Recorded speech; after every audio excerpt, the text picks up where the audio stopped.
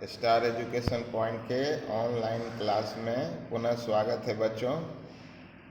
तो आइए वर्ण विक्षेपण चैप्टर के अंदर द्वितीयक इंद्रधनुष के फॉर्मेशन का जो सिद्धांत है उसको पढ़ते हैं। तो इससे संबंधित क्वेश्चन आपके स्क्रीन पर है। इंद्रधनुष क्या है, द्वितीयक इंद्रधनुष की रचना कैसे होती है और सिद्धांत सहित इसको समझाएं। तो सबसे पहले इंद्रधनुष की परिभाषा देना है। तो पिछले वीडियो में भी जो इंद्रधनुष का परिभाषा आपने देखा था वही चीज़ परिभाषा यहाँ भी देना है।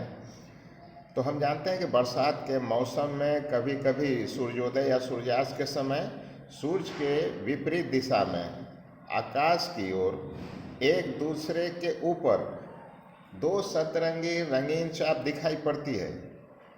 तो जो नीचे वाला चाप होता है रंगीन चाप वो ज़्यादा चमकीला होता है और ऊपर वाला धुंधला होता है। तो नीचे वाला जो चमकीला चाप होता है उसे प्राथमिक इंद्रधनुष कहा जाता है और जो ऊपर वाला रंगीन चाप दिखाई देता है जो धुंधला होता है उसको द्वितीयक इंद्रधनुष कहा जाता है। तो बच्चों, प्राथमिक इंद्रधनुष के बारे में पिछले वीडियो में हम लोगों ने पढ़ लिया था और इस क्वेश्चन के अंतर्गत द्वितीयक इंद्रधनुष की रचना तथा सिद्धांत के बारे में पढ़नी है। तो आइए देखते हैं कि इसकी रचना किस प्रकार से होती है। तो यहाँ पर द्वितीयक इंद्रधनुष जब बनता है तो द्वितीयक इंद्रधनुष के बनने के लिए जो बरसात के मौसम में वर्षा की बूंदें जो हवा के सतहों पर तैर रही होती है उसमें वर्षा की बूंदों का दो बार अपवर्तन, दो बार पूर्ण आंतरिक परावर्तन और वर्ण विक्षेपण, ये तीनों सम्मिलित घटनाओं के कारण ही ये द्वितीयक इंद्रधनुष की रचना होती है। और जिसमें प्राथमिक इंद्रधनुष का में जो रंगीन चाप हुआ करता था उसका ठीक उल्टा हो जाता है, अर्थात जो नीचे वाला रंगीन चाप होता है द्वितीयक इंद्रधनुष में वो लाल रंग का और सबसे ऊपर वाला जो रंगीन चाप है वो बैंगनी रंग का होता है। तो आइए देखते हैं कि किस प्रकार से इसकी रचना होती है। तो सबसे पहले वर्षा की एक बूंद बनाते हैं।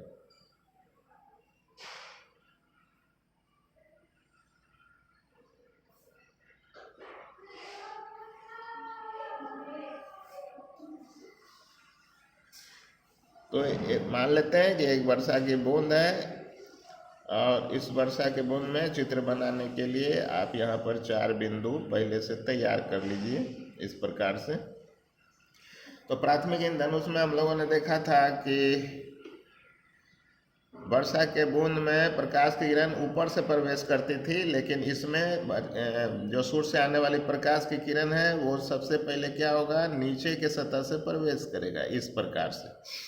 तो ये सूर्य से आ रही है प्रकाश की किरण सनलाइट से और नीचे के तरफ से प्रवेश करेगी। उसके बाद यहाँ से वर्षा के बूंद में इसका अपवर्तन हो जाता है, अपनी दिशा से ये मुड़ जाती है। उसके बाद तो फिर से पुनः जो है यहाँ से पूर्ण आंतरिक परावर्तन हो जाता है, तो फिर इस दिशा में मुड़ जाती है। फिर से एक बार पूर्ण आंतरिक परावर्तन होता है इसकी और फिर इस दिशा में मुड़ जाती है। और जैसे ही ये सघन जो वर्षा की बूंद है उससे बाहर निकलती है तो फिर से ये जो है मुड़ के पृथ्वी के प्रेक्षक की तरफ चली जाती है इस प्रकार से। तो आइए देखते हैं, इसका कुछ बिंदु का नाम दे देते हैं। इसका नाम ए, इसका नाम बी, इसका नाम सी और इसका नाम डी दे देते हैं और इसका नाम आप ई दे सकते हैं। तो वर्षा के बूंद का जो सेंटर है वहाँ से सभी बिंदुओं पर यहाँ अभिलंब डाल देते हैं ताकि सतह पर यह अभिलंब का काम करे। तो यहाँ पर सभी बिंदुओं पर अभिलंब डाल देते हैं।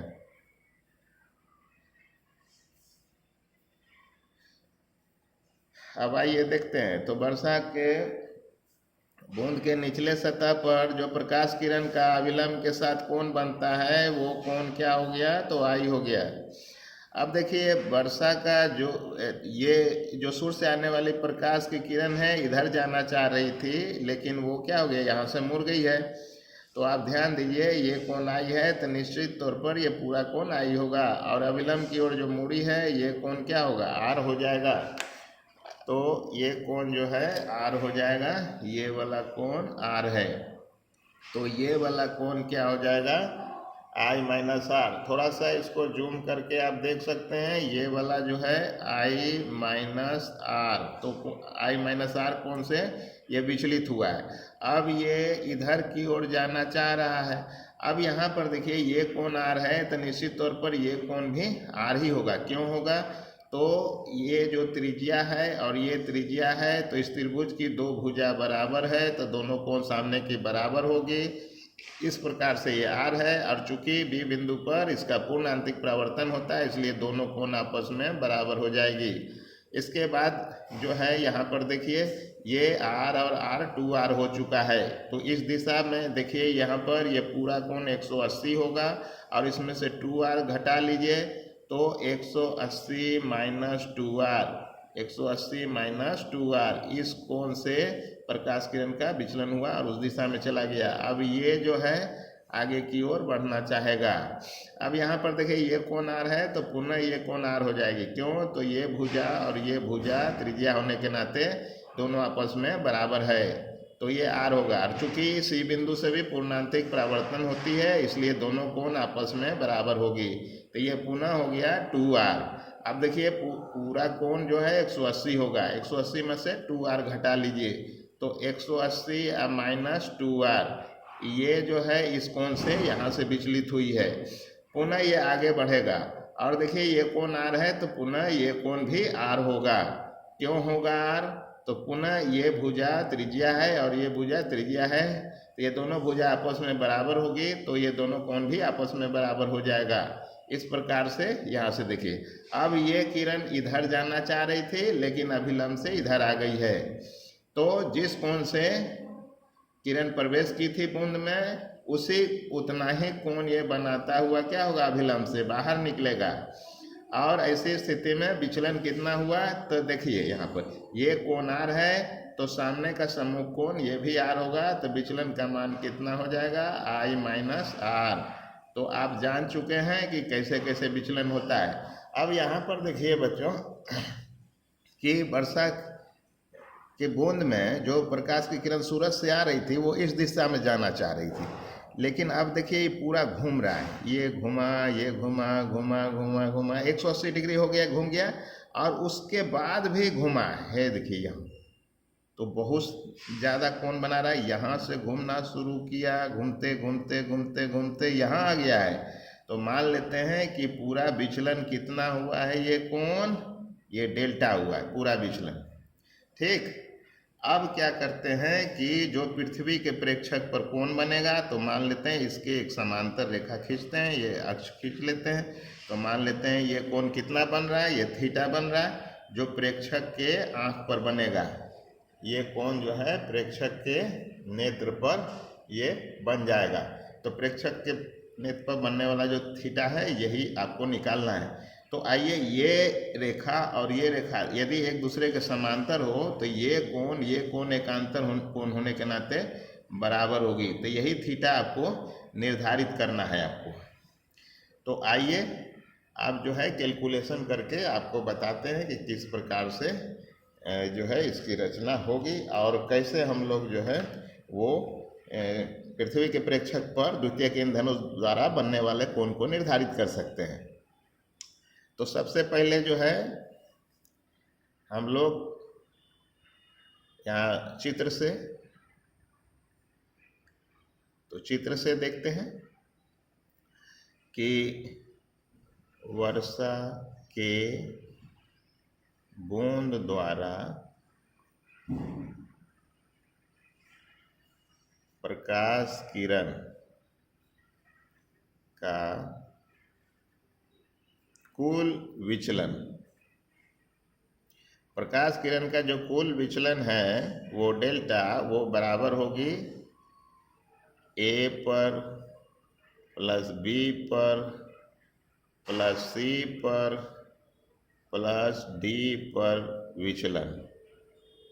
तो ये सबको विचलन के मान को हम लोग क्या करेंगे, जोड़ेंगे। तो डेल्टा बराबर ए पर विचलन, आप देखिए यहाँ पर ए पर कितना विचलन है, आई माइनस आर, प्लस बी पर देखिए कितना विचलन है, तो हम लोगों ने देखा था 180 माइनस 2r, और सी पर कितना विचलन है, तो फिर से 180 माइनस 2r, डी पर कितना विचलन है, तो i माइनस आर।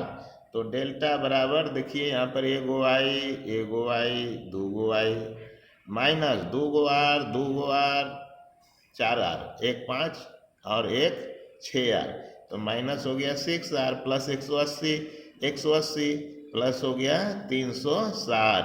तो इस प्रकार से समीकरण 1 हम लोगों ने निकाल लिया है। किसके लिए, तो कुल विचलन के लिए, वर्षा की बूंद द्वारा जो प्रकाश किरण का कुल विचलन हुआ उसको निकाल लिया। अब यहाँ जो है प्रेक्षक के नेत्र पर बनने वाला जो कोण है थीटा, आप ध्यान से देखिए ये वाला थीटा। अब इस थीटा के मान को निकालना है, तो देखिए ये पूरा कोण क्या होगा, यहाँ से यहाँ 180 हो गया, और फिर इतना कोण ज़्यादा भी है। अब पूरा कोण कितना होता है, ये 360 होता है। तो हम लोग देख रहे हैं चित्र में, ये कैसे निकालेंगे, थीटा को हम लोग कैसे निकालेंगे। यहाँ पर लिखते हैं कि यदि बनने वाला कोण थीटा हो तो चित्र से देख रहे हैं, ये जो डेल्टा है, ये डेल्टा देखिए ये 180 हुआ पहले और उसमें थीटा जुड़ जाएगा, तो 180 प्लस थीटा, इसलिए थीटा का मान क्या होगा, तो थीटा बराबर होगा डेल्टा माइनस 180, इस प्रकार से। तो बच्चों यहाँ पर हमको सबसे पहले डेल्टा का मान निकाल लेना होगा, और उसके मान में 180 घटाने के बाद ही हमको प्रेक्षक के नेत्र पर बनने वाला कोण निकल पाएगा। तो आइए इसका कैलकुलेशन आगे बढ़ाते हैं और देखते हैं। तो यहाँ पर हम लोग देखते हैं कि न्यूनतम विचलन मैक्सिमा मिनिमा के नियम के अनुसार प्रकाश किरण का जो आपतन कोण के सापेक्ष न्यूनतम विचलन, तो न्यूनतम विचलन के शर्त से इसका मान क्या होना चाहिए, 0। माने आपतन कोण के सापेक्ष विचलन कोण का मान क्या होना चाहिए, 0। जैसे dy बाई डी एक्स बराबर 0 करते हैं तो मैक्सिमम मिनिमा निकालते हैं, ठीक उसी प्रकार से इसका भी मान होगा। तो हम लोग डी लिख दिए, और डेल्टा का मान ये है क्या है, 2i माइनस 6r प्लस हो गया 360 बराबर इधर क्या हो जाएगा, 0। तो अब आते हैं कैलकुलेशन नीचे, अब डी करिएगा तो सबसे पहले डिफरेंशियल किसका होगा, तो 2i का होगा, तो 2i का होगा तो 2 इंटू क्या हो जाएगा, डी बाय डी माइनस 6, और डी आर बाय क्या हो जाएगा, ये हो जाएगा डी ये कांस्टेंट है, इसलिए इसका डिफरेंशियल 0 होगा, इधर 0 तो है ही, तो ये डी कट गया, तो 2 माइनस हो गया 6 डी आर बाय डी बराबर हो गया 0। तो यहाँ पर लिखेंगे 2 बराबर 6 into d r by d, इसलिए यहाँ से डी आर बाय डी बराबर हो गया 2/6। इसका मान क्या हो गया, 1/3। समीकरण 2 तक हम लोगों ने मान लिया था, ये समीकरण नंबर 3 हो गया। अब जो है देखिए, विरल माध्यम से सघन माध्यम में चूंकि प्रकाश की किरणें प्रवेश करती है, अतः स्नेल के नियम से, अब स्नेल के नियम से पानी के बूंद का अपवर्तनांक म्यू हो, तो म्यू बराबर क्या होगा, तो sine i by sine r. अब यहाँ पर क्रॉस मल्टीप्लाई करते हैं, इसलिए हो गया साइन आई बराबर हो जाएगा म्यू इंटू साइन आर। अब दोनों, अब यहाँ पर समीकरण नंबर 4 मान लेते हैं और एक इक्वेशन और बना लेते हैं जिसका ज़रूरत बाद में पड़ेगा। साइन आर बराबर हो जाएगा साइन आई बटे म्यू। देख लिया। अब समीकरण नंबर 4 का अवकलन माने डिफ्रेंसिएशन करने पर इसका डिफ्रेंसिएशन करते हैं तो करेंगे तो आप देखिए ये 4 ये वाला का है तो यहाँ पर देखिए क्या हो जाएगा, साइन आई का डिफरेंशियल हो जाएगा कॉस आई का हो जाएगा डी आई, ये हो गया म्यू, साइन आर का हो जाएगा कॉस आर का हो जाएगा डी आर। तो यहाँ से हम लोग d r by d i का मान निकालते हैं। तो d r by d i हो जाएगा कॉस आई बटे हो जाएगा म्यू कॉस आर। ये समीकरण नंबर 6 हो गया। तो आप ध्यान से देखिए, यहाँ पर हम लोगों ने D r by d i का मान निकाला था, ये भी निकाला है। तो दोनों का लेफ्ट हैंड बराबर तो राइट हैंड भी बराबर। तो यहाँ पर लिखते हैं समीकरण नंबर 3 तथा 6 से। तो 3 में क्या है 1/3 है और 6 में क्या है कॉस आई बटे म्यू कॉस आर है। अब आप क्रॉस मल्टीप्लाई कीजिए तो यहाँ पर क्या हो जाएगा, इसलिए हो गया 3 कॉस आई बराबर हो गया म्यू कॉस आर। ठीक ना। अब आइए इसके कैलकुलेशन को और आगे बढ़ाते हैं। तो देखिए इसके कैलकुलेशन को और आगे हम लोग बढ़ाना चाहते हैं। तो इस प्रकार से अब नीचे वाला जो इक्वेशन था ये देखिए ना, ये नीचे वाला है ना, इसको स्क्वायर करें तो 3 3 9 कॉस स्क्वायर आई। तो यहाँ पर हम लोग लिखते हैं कि 9 कॉस स्क्वायर आई बराबर नीचे वाला देखिए इधर क्या है तो म्यू कॉस आर है, तो mu square cos square r हो जाएगा। तो यहाँ पर लिखते हैं mu square cos square r. आगे बढ़ते हैं तो यह हो गया 9 कॉस स्क्वायर आई बराबर हो गया म्यू स्क्वायर। आप कॉस स्क्वायर आर को 1 माइनस साइन स्क्वायर आर भी तो लिख सकते हैं। तो 9 कॉस स्क्वायर आई बराबर म्यू स्क्वायर, अब माइनस हो गया म्यू स्क्वायर, ये हो गया साइन स्क्वायर आर। तो देखिए 9 कॉस स्क्वायर आई बराबर हो गया म्यू स्क्वायर। अब माइनस एक चीज़ दिखाना चाहते हैं आपको, यहाँ पर देखिए ये जो समीकरण 4 है इसका राइट हैंड देखिए म्यू साइन आर है, इसको स्क्वायर करेंगे तो क्या होगा साइन स्क्वायर आई होगा ना। तो यहाँ पर देखिए वही चीज़ है, तो इसका स्क्वायर है mu square sine square r, तो इसका हो जाएगा साइन स्क्वायर आई। तो यहाँ हो जाएगा 9 कॉस स्क्वायर आई बराबर हो जाएगा म्यू स्क्वायर। अब फिर से इसको 1 माइनस कॉस स्क्वायर आई तो लिख ही सकते हैं। तो 9 कॉस स्क्वायर आई बराबर हो गया mu square minus 1 minus minus plus cos square i. तो अब जो है 9 कॉस स्क्वायर आई को बाएं लाते हैं तो कॉस स्क्वायर आई बराबर हो जाएगा म्यू स्क्वायर माइनस 1। तो 9 कॉस स्क्वायर आई में से 1 कॉस स्क्वायर आई घट जाएगा तो हो गया 8 कॉस स्क्वायर आई बराबर हो गया म्यू स्क्वायर माइनस 1। तो कॉस स्क्वायर आई बराबर हो गया म्यू स्क्वायर माइनस 1 बटे 8। इस प्रकार से कॉस आई निकालें तो हो जाएगा root under mu square minus 1 बटे 8। तो बच्चों देखिए आपतन कोण जो बूंद में होगी उसके लिए अभिष्ट सूत्र हम लोगों ने निकाल लिया है। और एक सूत्र और निकाला था 5 में, आर को निकालने के लिए ये सूत्र, आई को निकालने के लिए ये सूत्र। अब जो है इसी की सहायता से हम लोग आगे अब निकालेंगे। देखिए यहाँ पर कि प्रेक्षक के नेत्र पर लाल रंग वाला किरण और बैगनी रंग वाला किरण कितना कितना कोण बनाता है उसको हम लोग क्या करेंगे, उसको हम लोग देखते हैं। तो आइए हम लोग देखें आगे क्या होता है। तो ये देखिए कैलकुलेशन अब करते हैं।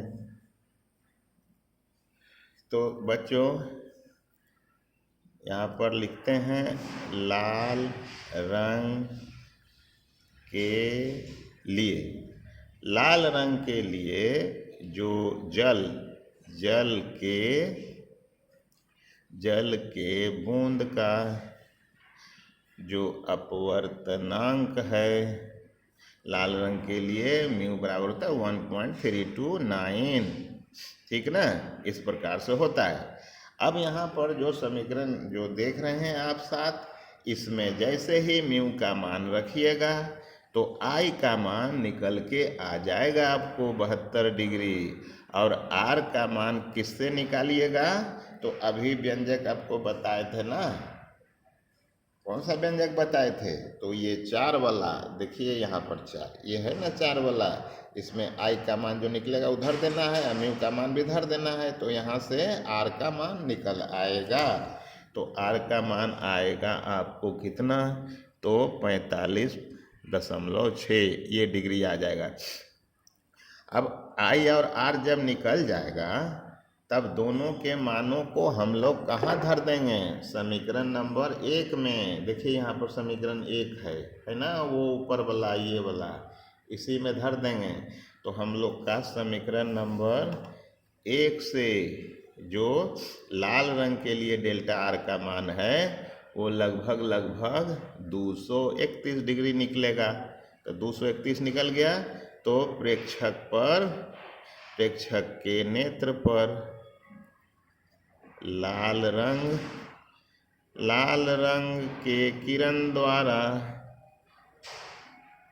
बनने वाला कोण।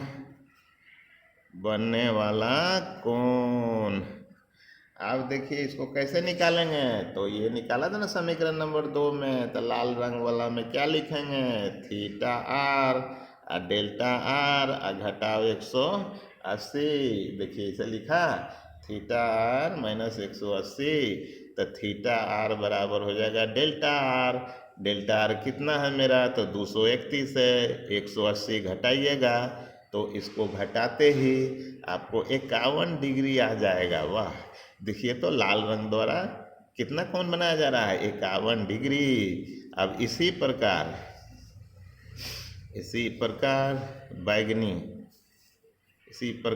बैगनी रंग के किरण के लिए म्यू का मान जल के बूंद के लिए 1.343 होता है, 1.343 होता है। तो हम लोग जैसे ही इस समीकरण जो 7 देख रहे हैं इसमें रखेंगे तो आई का मान मेरा निकल के आ जाएगा 71.5, और आर तो बताए थे निकालने के लिए व्यंजक, तो ये हो जाएगा 45 डिग्री। और ऐसा करने के बाद समीकरण नंबर 1 में डालेंगे। अतः देखिए समीकरण 1 दिख रहा है आपको, अतः समीकरण नंबर 1 से डालेंगे तो डेल्टा वायलेट किरण के लिए आपको निकल के आ जाएगा लगभग 234 डिग्री। तो फिर प्रेक्षक के नेत्र पर बैगनी रंग के किरण द्वारा बनने वाला जो कोण होगा, कोण थीटा भी बराबर हो जाएगा। सूत्र तो आपको पता ही है, समीकरण नंबर 2 में फिर से दिखाते हैं आपको सूत्र। देखिए डेल्टा माइनस 180, तो डेल्टा भी अब माइनस क्या हो जाएगा 180, तो थीटा भी बराबर डेल्टा भी का मान देखिए ऊपर निकालें कितना, तो 234 घटाव क्या हो गया 180, तो थीटा भी बराबर क्या हो जाएगा हम लोगों का 54 डिग्री। तो देखिए द्वितीयक इंद्रधनुष के लाल रंग द्वारा कितना कोण बनता है प्रेक्षक के नेत्र पर 51 डिग्री, और बैगनी रंग द्वारा कितना बनता है 54 डिग्री। तो ये दोनों चीज़ों को हम लोगों ने निकाल लिया है। तो बच्चों द्वितीयक इंद्रधनुष की रचना आपने समझ लिया है, और कितना कोण बनाता है 51 से 54 डिग्री, इसको भी अच्छी तरह से आपने समझ लिया है। वीडियो को आप बार बार देखिएगा और इसे याद कीजिएगा। खुद से जब तक प्रैक्टिस नहीं कीजिएगा तब तक ये आपका अपना नहीं होगा। अतः बच्चों इसको बार बार प्रैक्टिस कीजिए, और पिछले वीडियो को भी ध्यान से देखिए। आप बीच बीच से वीडियो को देखते हैं तो फिजिक्स कैसे समझ में आएगी। फिजिक्स समझने के लिए एकदम सीरियली जो है उसको पढ़ना ज़रूरी है।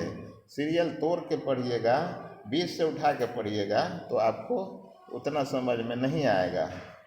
तो बच्चों इसका ख्याल रखिएगा। फिर मिलते हैं बच्चों अगले वीडियो में। धन्यवाद।